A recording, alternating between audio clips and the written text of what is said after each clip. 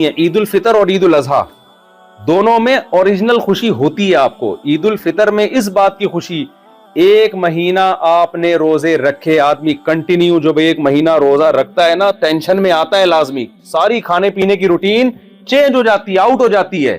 اس کے بعد چھٹی ملتی ہے کہ کل سے کھانا پینا اسٹارٹ. ایسا ہی ہے جیسے شادی میں کراچی اور پنجاب میں جو یہ بہت ہمیں دیکھنے کو ملتا ہے, بٹھایا ہوا تھا باراتیوں کو, اور جب تمبو کھلتا ہے تو کیا خوشی ہوتی ہے کہ نہیں ہوتی؟ دیکھ کے ڈھکن جب کھلتے ہیں تو ان کو بتانا پڑتا ہے اب خوش ہو جاؤ, کہتے ہیں آپ کے مشورے کی ہمیں ضرورت نہیں ہے. ایسے دیکھ کی طرف بھاگتے ہیں نا لوگ, ایک عجیب سین ہوتا ہے. اب یوٹیوب پہ دیکھ لیں, ویڈیوز پڑی ہوئی ہیں, وہ تو ضرورت کیا, آپ سب بھگتے ہوئے, ہم سب بھگتے ہوئے.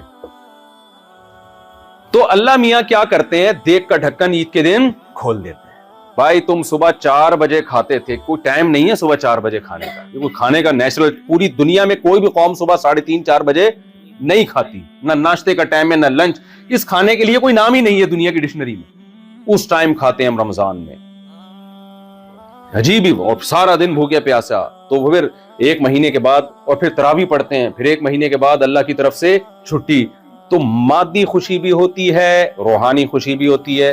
مادی خوشی یہ ہوتی ہے کہ اب کھانے پینے کی ہمیں چھٹی مل گئی, اور روحانی خوشی یہ ہوتی ہے کہ 30 روزوں کا اجر اللہ نے ہمارے اعمال میں لکھ دیا. کوئی تو ڈھنگ کا کام کیا ہم نے اللہ کو خوش کرنے کے لیے, کچھ تو کیا.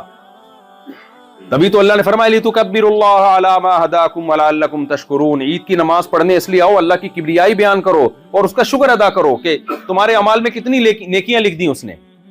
اس خوشی کو منانے کی ضرورت نہیں ہوتی, آدمی آٹومیٹیکلی خوش ہوتا ہے. اس کے اظہار کے لیے عید کی 2 رکعتیں رکھی گئی ہیں بس, جزاک اللہ. اور بقرعید میں کیا ہوتا ہے, وہاں بھی ہمیں 2 مادی اور روحانی دونوں خوشیاں ملتی ہیں. مادی خوشی کیا ملتی ہے, انسان کی خوراک میں سب سے لذیذ ترین اور سب سے صحت کے لیے اچھی خوراک گوشت سمجھی جاتی ہے. وہ گوشت ہم تازہ گوشت ذبح کر کے کھاتے ہیں, غریبوں کو کھلاتے ہیں, غریب بھی خوش, مالدار بھی خوش. یہ تو جسمانی خوشی ہے, کیونکہ جتنے بھی لذیذ کھانے ہیں وہ سب کس سے بنتے ہیں, گوشت. کبھی آپ نے دیکھا ولیمے میں دال چاول کھلایا ہو کسی نے, ہے بھائی آج ہمارے بیٹے کا ولیمہ ہے, کیا پکے گا, بھنڈی پکائیں گے ہم آپ کے لیے. آدمی کہتا ہے یار ولیمے میں تو بکرا دمبا, یہاں سے بات شروع ہوتی ہے, بکرے دمبے سے. ہر خوشی کے موقع پہ کیا ہے, یہ گوشت الذ اللذات ہے. لذتوں میں سب سے لذیذ چیز کیا ہے, گوشت ہے. تبھی میں ہندوؤں سے کہتا ہوں ایک دفعہ کھاؤ, مزہ نہ آئے پیسے واپس. شعیب اختر کی جو اسپیڈ اتنی تھی نا بالنگ میں, تو انڈیا میں اس زمانے میں کسی جو کھلاڑی تھا نا کرکٹر, اس سے سوال کیا گیا کہ پاکستان کے پاس اتنا, جس کو تیز گام نام دیا گیا, اور اسپیڈ اختر بھی نام دیا بعض لوگوں نے, شعیب اختر کو اسپیڈ اختر نام دیا, راول پنڈی ایکسپریس, اتنی اسپیڈ تیز ہے, آپ کے بالر کی اسپیڈ تیز کیوں نہیں ہے. تو انڈیا کے وہ بالر نے کہا کہ وہ گوشت کھاتے ہیں, ہم گوشت نہیں کھاتے. گوشت کے بغیر نہ شادیوں کی اسپیڈ بڑھ سکتی ہے اور نہ بالنگ میں آپ کی اسپیڈ, بولو, بڑھ سکتی. گوشت کے بغیر نہیں ہو سکتا بھائی. پروگرام تو بڑھ گیا, گوشت نہیں کھایا تو پروگرام تو بڑھ گیا. تو ہمیں بقرعید میں کس بات کی خوشی ہوتی ہے بھائی, گوشت بھی وافر مقدار میں, اور اس کا لذت ہی الگ ہوتی ہے.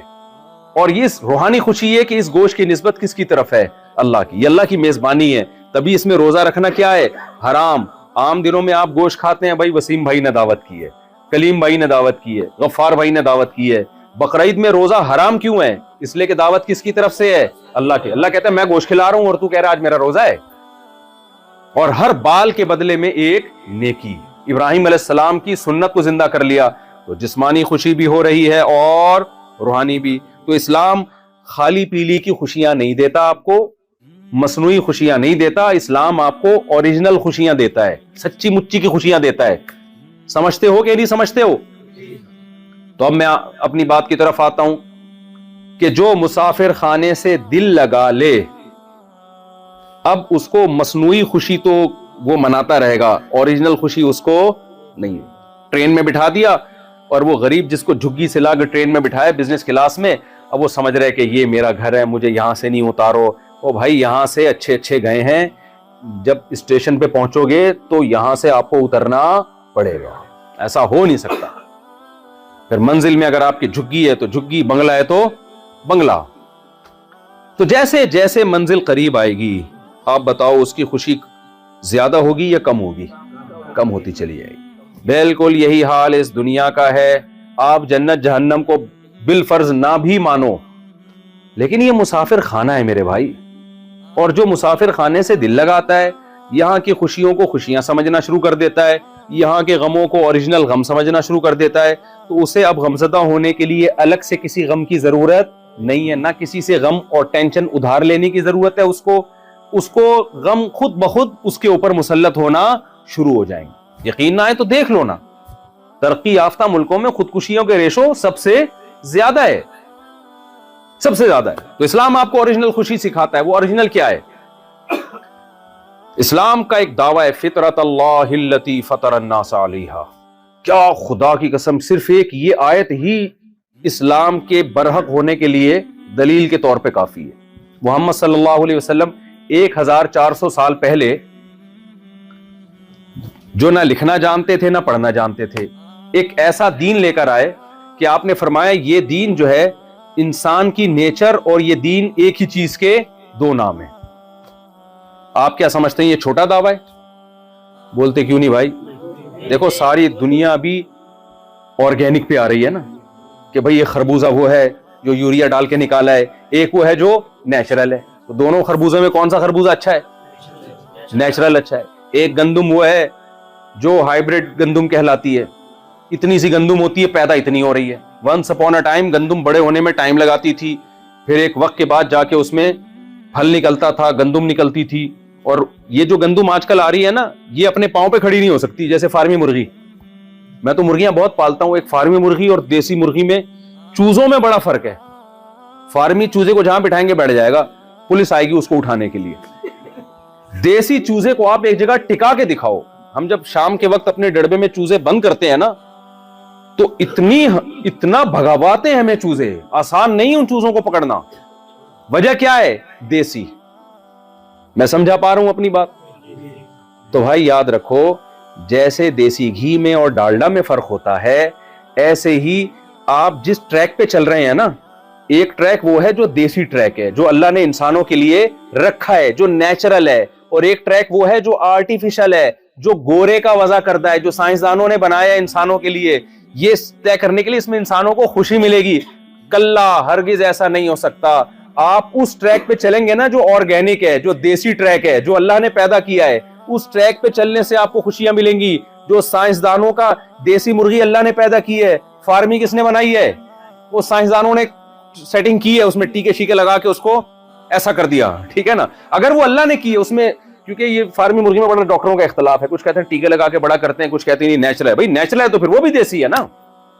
میرا مقصد فارمی مرغی دیسی مرغی کا تقابل نہیں ہے، میرا مقصد یہ ہے دیسی اور فارمی، چاہے کوئی بھی چیز ہو، کوئی بھی چیز ہو، تو انسان کے لیے سکون کس چیز میں ہے؟ جو اس کی نیچرل لائف ہے، اس کے علاوہ انسان کو سکون نہیں مل سکتا۔ جیسے صحت آپ کو دیسی غذاؤں میں ملے گی، اب تو گورے بھی دیسی گھی کھا رہے ہیں۔ آپ کو پتا ہے پاکستان سے اب دیسی گھی ایکسپورٹ ہونا شروع ہو گیا ہے۔ انہوں نے کہا بھئی یہ دیسی گھی جو ہے نا، یہ کولیسٹرول نہیں بڑھاتا آپ کا۔ پہلے کیا کہتے تھے ڈاکٹر؟ کسی بھی قسم کا گھی مت کھاؤ کہتے تھے نا۔ اب ڈاکٹر کیا کہہ رہے ہیں؟ بھئی دیسی گھی کھا سکتے ہو، جو دوسرے گھی آ رہے ہیں نا وہ نہیں کھاؤ۔ آپ ہر چیز میں کس طرف آ رہے ہیں؟ ہم آرگینک کی طرف آ رہے ہیں۔ تو جیسے مادی چیزوں میں دیکھیں آرگینک کی طرف کیوں آ رہے ہیں، اس کی میں ایک لاجک پیش کرتا ہوں۔ انسان جتنی ہی ترقی کر لے نا، انسان کی فطرت کبھی چینج نہیں ہوتی۔ مثال کے طور پر جاپان میں کوئی سائنسدان پیدا ہو کہ ہم نے ایسے واش روم انہوں نے بنا لیے، میں تو اس پہ دیکھ کے حیران ہو رہا ہوں یار۔ آج انہوں نے ابھی میں واش روم نماز سے پہلے ہم گئے نا تو بہت سارے بٹن لگے ہوئے تھے، اور واش روم استعمال کرنے کا طریقہ، میں نے کہا یار یہ تو پورا ڈپلوما کر کے واش روم جانا پڑے گا۔ بٹن لگے ہوئے، ایک بٹن تھا الارم۔ میں نے ان سے پوچھا یار یہ بٹن الارم کا کیا مطلب ہے یہاں پہ؟ شاید اس لیے کہ بھئی کوئی بندہ، یعنی کوئی اس میں گانے کا نشان آیا ہوا تھا نا، موسیقی کا۔ میں نے کہا شاید کچھ قبض ہو تو انجوائے کرے، گانا وانا سنے یہاں بیٹھ کے، شاید پتہ نہیں، شاید یہ مقصد ہو۔ بھئی قبض ہے تو اب چلو یہ بٹن دباؤ گے تو گانا لگ جائے گا۔ تو میں نے ان سے پوچھا، ہمارے ساتھی تھے، انہوں نے کہا بھائی یہ بٹن غلطی تھے، میں تو ایک دفعہ دبا چکا ہوں۔ جیسی میں نے دبایا تھا ایمبولینس آ گئی، پولیس آ گئی، ایمرجنسی یہ ان لوگوں کے لیے جو बेचारे बूढ़े लोग होते हैं, वॉशरूम में कोई अटैक हो गया, कुछ हो गया तो सारा अमला हरकत में फौरन पहुंच जाते हैं ये लोग. तो कह रहे फिर मैंने बताया मैं तो चेक करके देख रहा था ये है क्या, और पानी और टेक्निकल किस्म के. अब जापान के साइंसदान जो थे उन्होंने क्या कहा, आपने कहा यार ऐसी टेक्निकल चीजें बता रहे हैं जबरदस्त. तो अब एक साइंसदान उठा, उसने कहा कि भाई आपने उस साइंसदान को देखा कि अब वो क्या कर रहा है, रोटी खा रहा है या बर्गर खा रहा है, जो भी खा रहा है दांतों से चबा चबा के निकल रहा है. आपने उस साइंसदान से कहा यार तुम लोगों ने इतनी तरक्की कर ली, खाते तुम अभी भी पेंडुओं की तरह ही हो. हम भी पेंडुओं की तरह चबा चबा के रोटी को घुमाते हैं, हलक में उतारते हैं, फिर हजम होता है, फिर 4-6 घंटे के बाद कहां जाते हैं, वॉशरूम. और हम भी गंदम खाते हैं, तुम भी गंदम खा रहे हो, हम भी मकई खाते हैं, तुम भी क्या खा रहे हो, मकई. हम भी गोश्त खाते हैं, तुम भी गोश्त. तो ये क्या तरक्की यार, ये तो आदम अलैहिस्सलाम भी खाते थे 10,000 साल पहले, इसी तरह खाते थे, इसी तरह दांतों से चबाते थे, इसी तरह प्यास लगती थी, इसी तरह पानी पीते थे, फिर वही वॉशरूम, फिर वो कज़ाए हाजत. अब तो साइंस ने बहुत तरक्की कर ली है. अब तो कोई बोतलें लगाओ आप, या कोई स्प्रे होना चाहिए, या कोई बैटरी होनी चाहिए जिससे आप चलो. अब आपको भूख लगी, आपने बैटरी में अपना हाथ रखा और भूख क्या हो गई, बोलो ना भाई, तरक्की हो गई है ना, तरक्की हो गई है. पुराना स्टाइल थोड़ी, गंदम क्यों खा रहे हो, अब तो आप प्लास्टिक खाओ. क्या ख्याल है, तो प्लास्टिक की रोटियां होनी चाहिए. गंदम तो वंस अपॉन अ टाइम 20,000 साल पुराना इंसान गंदम और चावल और ये सब चीजें खाया करता था. चबाते देखो, सब हंसते. हम जब छोटे बच्चे थे ना, तो हम लोग अंग्रेजों को तो देखा नहीं था हमने, तो हमें बताते थे अब अंग्रेज ऐसे होते हैं, अमेरिका ऐसे होता है. तो हमने कहा टीवी में गोरा देखा तो ऐसे ही हंस रहा था जैसे हम हंसते हैं. तो मैंने अपने बड़ों से पूछा हंसते तो ऐसे ही हैं जैसे, इंग्लिश में क्यों नहीं हंस रहे. ये मेरा मकसद ये था, मेरा ख्याल ये था हंसते सब उर्दू में ही है पूरी दुनिया. हंसता कोई दूसरी जबान में नहीं है, हंसते सारे उर्दू में ही है. फिर बताया है ये उर्दू में नहीं हंस रहे, इनकी हंसी तो एक ऐसी चीज है जो इसकी कोई जबान नहीं होती.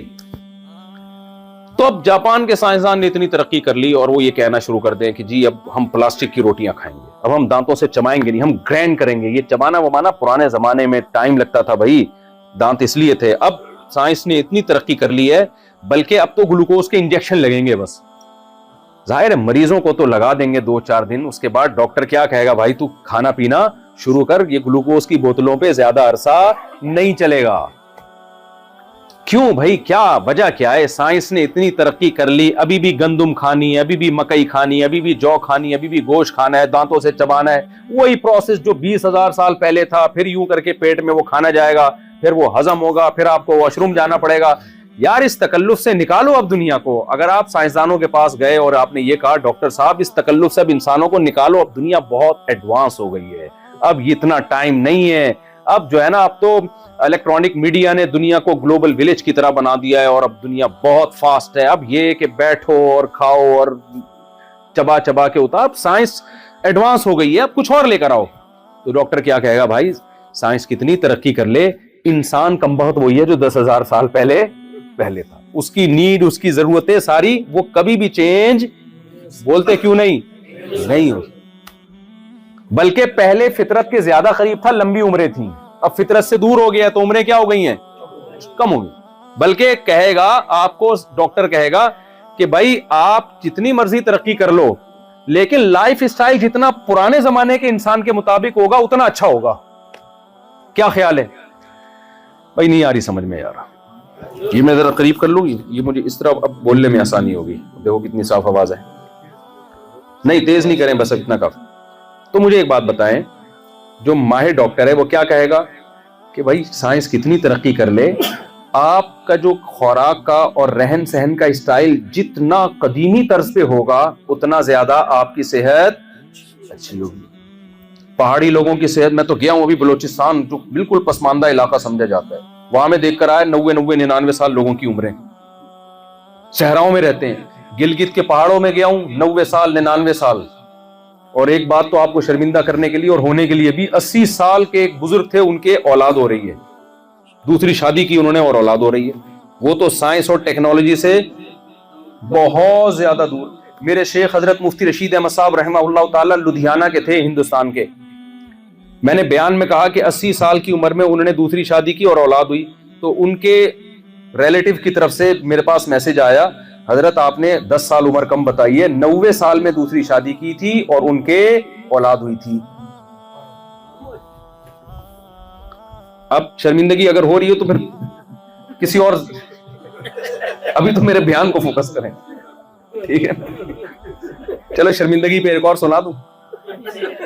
طائف میں نا, طائف یہ جو سعودی عرب کا ہے نا طائف, یہ میں بتا رہا ہوں کہ صحت میں جتنی قدیمی طرز زندگی ہوگی اتنا آپ کی صحت کیا ہوگی, اچھی ہوگی. تو یہ میں سمجھانا یہ چاہ رہا ہوں کہ اسی طرح میرے بھائی جو فطرت ہے نا, جس پہ اللہ ہمیں چلانا چاہ رہے ہیں, جس سے ہم جدید اس زندگی کی وجہ سے اس فطرت سے دور ہو گئے ہیں, تو ہماری روحانی زندگی بھی اسٹرانگ اور سکون اور مینٹلی بھی ہم اسٹرانگ اسی وقت ہوں گے جب اسی فطرت پہ چلیں جو صدیوں پہلے آدم علیہ السلام کو اللہ نے جو فطرت دی تھی, جو راستہ دیا تھا, موسیٰ علیہ السلام کو, داؤد علیہ السلام کو, سلیمان علیہ السلام کو, محمد صلی اللہ علیہ وسلم کو, جو اللہ نے راستہ بتایا قرآن میں اور حدیثوں میں جو راستہ ہے, اسی پہ چلیں گے تو سکون ملے گا آپ کو. ادروائز سکون کے علاوہ آپ کو سب کچھ مل جائے گا, سکون نہیں ملے گا آپ کو.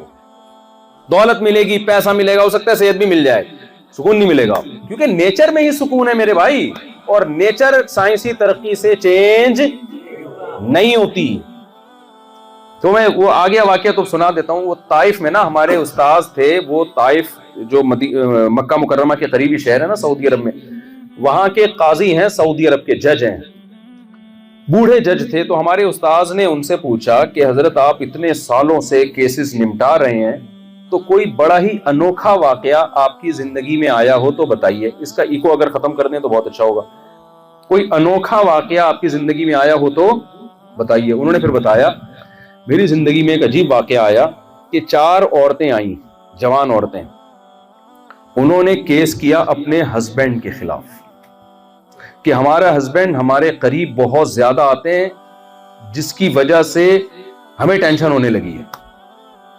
یعنی میاں بیوی کا جو ریلیشن ہوتا ہے نا, وہ ہم سے اتنا زیادہ قائم کرتے ہیں کہ اب ہمارے بس میں, ہماری برداشت سے باہر ہے, پابندی لگائی جائے اس کو. 4 بیگمات ہیں اور میاں صاحب نے چاروں کو اتنی ٹینشن دی ہوئی ہے کہ وہ بیویاں عدالت پہنچ گئی, برقعے میں, پردے والی عورتیں تھیں, وہ عدالت میں پہنچ گئی کہ بھائی اس کو بولو کہ اب یعنی نہیں آئیے. تو وہ قاضی صاحب کہتے ہیں میں حیران ہوا, یار کون ٹارزن کی اولاد ہے جو جس نے 4 بیویوں کو اتنی ٹینشن دی ہوئی ہے, تو کون ہے بھائی یہ ٹارزن. خیر کہتے ہیں اب کیس چونکہ آیا تھا, رپورٹ آئی تھی, تو میں نے بلوا لیا اس کو. کہہ رہے میرا خیال یہ تھا کوئی ہوگا, اسپیڈ بریکر بنے ہوئے ہوں گے بڑے بڑے, یہ تو میں اپنا تبصرہ کر رہا ہوں, نہیں جو باڈی بلڈروں کے ہوتے ہیں اوٹ پٹانگ قسم کے, ایسے ایسے کر کے جو آ رہے ہوتے ہیں مسلز, تو وہ کوئی اس ٹائپ کا کوئی ہوگا بڑا پاورفل آدمی. جب میں دیکھا تو وہ ایک بابا ہے, لاٹھی ہاتھ میں اور کمر اس کی جھکی ہوئی, وہ آ رہا ہے کورٹ میں. کہہ رہے میں نے کہا یار اس بزرگ کو دیکھو اور اس کے کام دیکھو. کہہ رہے میں نے کہا کہ بھائی کیس تو بعد میں ہوگا. میں بزرگ کو سائڈ پہ لے گیا, میں نے بولا کھاتا واتا کیا ہے, تو پہلے یہ بتا کھاتا کیا ہے, پہلے اس کے علوم سے فائدہ اٹھایا جائے, کیس تو ہوتا رہے گا. اس بزرگ نے یہ بولا کہ میں صرف کھجور کھاتا ہوں, زیتون کا تیل ہے, اونٹنی کا دودھ ہے, بس اس 3 چیزوں پہ زندگی گزر رہی ہے. تو اگر وہ ٹیکنالوجی اور ڈاکٹروں کے مشورے سے چل رہا ہوتا ہے, ایکچولی ایک متوازن غذا کے لیے یہ بھی چاہیے, تو یہ بھی چاہیے, تو یہ بھی چاہیے, تو یہ حالات ہوتے. بھائی جدید خوراکیں کھا رہا تھا یا قدیم خوراکیں؟ اب وہ بزرگ کہتے ہیں کہ بھائی وہ تو 1000 سال پہلے موسیٰ علیہ السلام بھی چونکہ کھجور کھاتے تھے, اب تو سائنس نے 3-4 ہزار سال پہلے موسیٰ علیہ السلام بھی چونکہ کھجور کھاتے تھے, تو اب تو سائنس نے اتنی ترقی کی, اب میں پیزا کھاؤں گا, اب میں کھجور نہیں کھاؤں گا. یا اب وہ جو زیتون کا تیل ہے, وہ تو قرآن میں بھی اس کا تذکرہ ہے, موسیٰ علیہ السلام 3-4 ہزار سال پہلے موسیٰ کلیم اللہ نے بھی زیتون کا, اس میں بھی اس وقت زیتون کھایا جاتا تھا. تو اب چونکہ سائنس نے اتنی ترقی کی ہے, اب میں ڈاکٹروں کا تجویز کردہ آئل جو فلاں کمپنی نے بنایا ہے وہ میں کھاؤں گا. اور اونٹنی کا دودھ یہ پرانے زمانے کی پرانی باتیں, میں پیوں گا ڈبے کا دودھ جو ریکمنڈ کیا ہے مجھے سعودی عرب کے فلاں ڈاکٹر نے. تو آپ بتائیں اگر وہ یہ کر رہے ہوتے تو یہ رپورٹیں ہوتی؟ ارے بھائی بول لو نا یار, یہ رپورٹیں ہوتی؟ یہ رپورٹیں اس لیے نہیں تھیں کہ انہوں نے بولا خوراک میں نیچر کو فالو کرنا ہے, جدت کو فالو نہیں کرنا. جدت ڈبہ ہے اور نیچر بھینس اور گائے کا تازہ دودھ ہے. جدت ڈالڈا ہے, ڈالڈا کمپنی نہ کیس کر دے, ڈالڈا جو بھی کیس, جتنے بھی کوکنگ آئل آ رہے ہیں نا, نیچرل دیسی بول لینا بھائی کیا ہو گیا, دیسی گھی ہے. اگر آپ دیسی گھی کھا کے بیٹھے ہوتے تو مجھے بار بار یہ بولنے کی ضرورت نہ پڑتی کہ بولیں, آپ خود آپ میں اتنا کرنٹ ہوتا کہ آپ بڑھ چڑھ کے بول رہے ہوتے. تو دیکھو, میرا مقصد ان واقعات سے واقعات سنانا نہیں ہے, میرا مقصد یہ بتانا ہے کہ جیسے صحت کے معاملے میں نیچر سے انسان بغاوت کرے تو صحت مند نہیں رہ سکتا, تو جیسے مادی صحت میں اس طرح مینٹلی صحت جس کو ہم سکون اور اطمینان کہتے ہیں, اس میں بھی اگر فطرت سے بغاوت کرو گے تو کبھی بھی سکون نہیں ملے گا. اب فرق کیا ہے مادی صحت میں اور روحانی اور مینٹلی صحت میں؟ فرق یہ ہے کہ مادی صحت کا تعین کرنے میں زیادہ ٹینشن نہیں ہوتی, پتہ چل جاتا ہے, اللہ نے خود ہی انسان کو بتا دیا ہے یہ کھاؤ یہ نہیں. ہمیشہ سے کھاتے آ رہے ہیں نا لوگ, کیا کھانا ہے کیا نہیں کھانا. لیکن یہ جو صحت جو ہماری روحانی زندگی کے لیے اور مینٹلی ہیلتھ کے لیے ضروری ہے, یہ پیغمبروں کے بتائے بغیر خود سے انسان سمجھ نہیں سکتا, خود سے نہیں فیصلہ کر سکتا کہ صحیح کیا ہے غلط کیا ہے. اگر انسان کی عقل پہ ڈال دیا جائے نا تو قیامت تک یہی فیصلہ نہیں کر سکتا کہ زنا اچھی چیز ہے یا نکاح اچھی چیز ہے, اگر عقل پہ فیصلہ کر دیا جائے. اگر عقل پہ ڈال دیا جائے اس کو نہیں پتا چلے گا کہ ماں باپ گھر میں رکھنے کی چیز ہے یا اولڈ ہاؤس میں جمع کرانے کی چیز ہے. یہ ڈیبیٹ ہوگی اور یہ مسئلہ پینڈنگ میں چلا جائے گا. عقل نہیں فیصلہ کر سکتی کہ شراب بری چیز ہے یا اچھی چیز ہے. آپ دلائل کے انبار لگا دیں, ایک شخص کہے گا بری چیز ہے پی کے نشہ آتا ہے, دوسرا کہے گا یہی تو اچھائی ہے کہ پی کے نشہ آتا ہے, یہی تو اچھائی ہے, نشہ آتا ہے آدمی غموں کو بھول جاتا ہے, تو جو چیز غم بھلا رہی ہے بری کیسے ہو سکتی ہے؟ آپ اس پہ ڈیبیٹ کر کے سمجھائیں کہ بھائی اگر نشہ دیکھو قتل ہو جاتے ہیں تو بھائی اتنا کہتے ہیں پھر لمٹ میں پیو, زیادہ مت پیو, قانون سازی ہونی چاہیے. 20 دلائل دیے جا سکتے ہیں شراب کو لیگل کرنے کے, اچھا قرار دینے کے. اگر انسانوں پہ ڈال دیا جائے, آج کل ہومو سیکسولیٹی کی پوری دنیا میں تحریکیں چل رہی ہیں نا, 1990 تک امریکہ میں اس کو نفسیاتی بیماری سمجھا جاتا تھا, دماغی بیماری ہے, یہ پاگل ہے وہ آدمی جو ان چیزوں میں پڑتا ہے. آج اس کو دنیا کیا کہہ رہی ہے؟ موٹیویٹ کر رہی ہے, جائز ہے بھائی. تو عقل نہیں فیصلہ کر ہر چیز میں نہیں, کچھ چیزوں میں تو کر سکتی ہے, ہر چیز میں عقل فیصلہ نہیں کر سکتی. تو اللہ نے انسانوں کو انسانوں کی عقل پہ نہیں چھوڑا ہے, اللہ نے پیغمبروں کو دنیا میں بھیجا ہے جو ان کو یہ بتائیں گے یہ نیچرل ہے اور یہ نیچرل نہیں ہے, یہ فطرت ہے یہ غیر فطری ہے, تاکہ لوگ اپنی عقل کا غلط استعمال کر کے, کیونکہ انسان جب عقل استعمال کرتا ہے اس میں بعض دفعہ اس کی خواہشات کا غلبہ ہوتا ہے, خواہشات اس کو غلط رخ پہ لے کے جا رہی ہوتی ہیں. مثال کے طور پر کچھ لوگ کراچی میں پائپ کے اندر بیٹھے ہوئے سٹا لگا رہے ہیں, ہیروئن پی رہے ہیں, گندے میلے کپڑے, کوئی وہاں پڑا ہوا ہے کوئی وہاں پڑا ہوا ہے. عقل کیا کہتی ہے دیکھتے ہی فوراً کہ بھائی یہ چیز پینے کی نہیں ہے, لیکن خواہشات انسان کی عقل پہ غالب آتی ہیں. اگر عقل کافی ہوتی تو پھر ہر ہیروئنچی کو اس کی عقل نے کیوں نہیں روکا, یہ کیوں پڑے میں پائپ کے اندر ہیروئن پی پی کے مر رہے ہیں؟ وجہ کیا ہے کہ ان کی خواہشات نے ان کی عقل کو بیوقوف بنایا. انہوں نے کہا یار 2-4 سٹے لگانے سے کچھ نہیں ہوتا, یا کوئی غم ان کو دنیا میں آئے, انہوں نے کہا کہ پی لیں گے تو وہ غم کیا ہو جائیں گے. حالانکہ اللہ نے غم کا جو علاج بتایا ہے وہ سٹے یا شراب نہیں بتایا, اللہ نے یہ بتایا کہ مسافر خانہ ہے, کبھی بس میں انسان لٹک کے چلا جاتا ہے اور کبھی اس کو اچھی سیٹ مل جاتی ہے. سفر کی ٹینشنوں کو بڑی ٹینشن نہیں سمجھا جاتا, یہ اللہ نے غم کا علاج بتایا. آپ غم کا علاج تلاش کر رہے ہو عیاشی میں, خودکشی میں, اور نفسیاتی ڈاکٹروں کے پاس تلاش کر رہے ہو. ہمارے پاس تو خود نفسیاتی ڈاکٹر آئے ہیں, ایسی ایسی ٹینشن ہے ان کو کہہ رہے ہیں یار ہم لوگوں کا کاؤنسلنگ کرتے تھے, آج خود ڈپریشن میں گئے ہوئے ہم. کیونکہ جو دنیا کو مسافر خانہ نہیں سمجھے گا میرے بھائی, اس کے پاس کوئی گولی نہیں ہے جو آپ کی ڈپریشن, وہ وقتی طور پر تو ہو جائے گا فائدہ, ورنہ حقیقت میں کوئی علاج نہیں ہے اس کے پاس. تو کیا کہہ رہا تھا میں, وہ بات ہی دماغ سے نکلی. ایک مثال نہیں وہ بھی ایک مثال دے رہا تھا میں, ادھر کو کیسے پلٹ گیا. چلو مفتی سے قاضی صاحب, نہیں وہ تو پرانا قصہ ہو گیا نا, وہ جو بزرگ آئے تھے کمر جھکی ہوئی تھی, وہ تو میں نے کھجور کے فضائل بتا رہا تھا آپ کے سامنے. تو خیر, تو جب تک یہ ڈپریشن, اور ہاں میں یہ کہہ رہا تھا کہ اسلام نے جو آپ کو بتایا ہے وہ نیچرل ہے. ہاں میں ہیروئنچوں کی مثال دے رہا تھا, چلو ہیروئنچوں میں ایسا کھو گیا تھا نا میں کہ وہ بھول ہی گیا کیونکہ ہمارے یہاں ہیروئنچی الحمدللہ بہت ہیں. تو اب آپ کیا کرو گے؟ اگر آپ عقل سے فیصلہ، وہ ہیروئنچی کو جب پتا تھا کہ اس نے بہت سے ہیروئنچوں کا انجام دیکھا ہے نا، پھر بھی کیوں جا رہا ہے؟ شہوات اور خواہشات کیا کرتی ہیں؟ انسان کی عقل کو کیپچر کر لیتی ہیں۔ دنیا میں یہی ہو رہا ہے۔ ہومو سیکسولیٹی کیوں عام ہو رہی ہے؟ اس لیے کہ جو اس برائی میں پڑ گئے، اب ان کو بجائے اس کے کہ عقل استعمال کر کے اس برائی کو چھوڑیں، تو خواہشات نہیں چھوڑنے دیتی، انہوں نے اسی کو کیا کر دیا؟ لیگل۔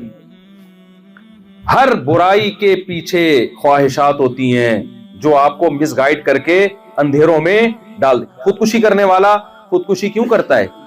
اس کی بھی تو عقل کہہ رہی ہے کہ یار اتنی ٹینشن میں رہنے کا فائدہ کیا، اور جا کے اپنی جو زندگی جو سب سے بڑی نعمت ہے، جس کو بچانے کے لیے کروڑوں اربوں روپے لوگ خرچ کر دیتے ہیں، وہ اپنے ہاتھ سے اس زندگی کو تباہ کر رہا ہوتا ہے، اپنے ہاتھ سے برباد کر رہا ہوتا ہے۔